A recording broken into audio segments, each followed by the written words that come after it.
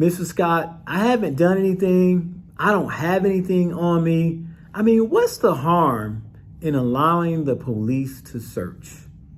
I am so glad that you asked that question, because here's the scenario. It happens all the time.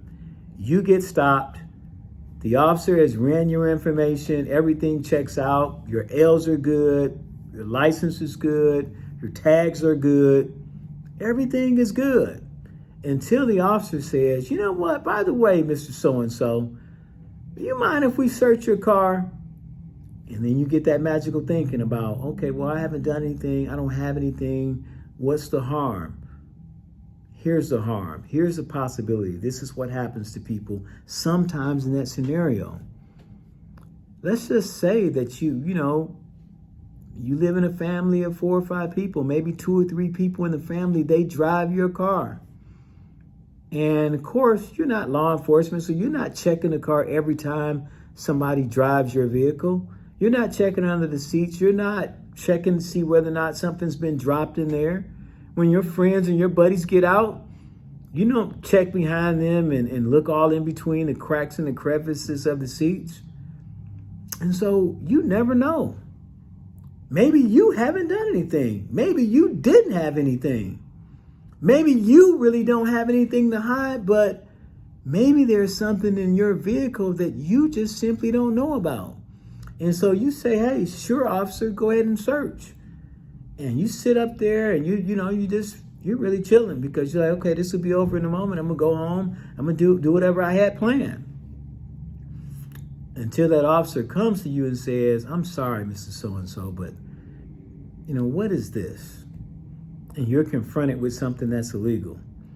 Or, you know what, Mr. So-and-so, can you turn around and place your hands behind your back? And you're wondering, what in the world is going on? What's happening? Because you didn't know what was actually in your vehicle. And so you find yourself in a very, very, very bad situation that's completely unnecessary. Here's one other thing that happens sometimes, though. Maybe you don't have anything, but sometimes law enforcement, the way they go about doing things, you give them consent, and in the process, they tear your stuff up. They're rough with your stuff. They're roughhousing your stuff. And lo and behold, your stuff is damaged and you have no way to get it fixed.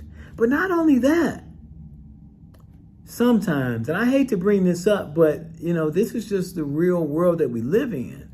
Unfortunately, there's a lot of folks that are just doing their job in law enforcement, but there are officers that have been known to actually not find anything, but they plant something in the car. And then here you are, you haven't done anything, you didn't have anything, but now you have a seriously big problem. So here's the thing. Even if you don't believe you've done anything, still, this is exactly what to say. Officer, I understand that you're only doing your job, but I don't consent to searches. Period. And don't say anything else. Officer, I understand that you're only doing your job, but I don't consent to searches.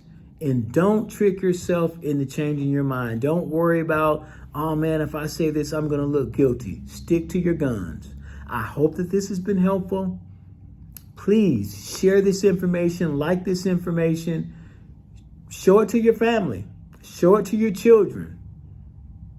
And if you have any questions for me, call me, send me an email, hit me up somehow, some way. I'd be more than happy to talk to you.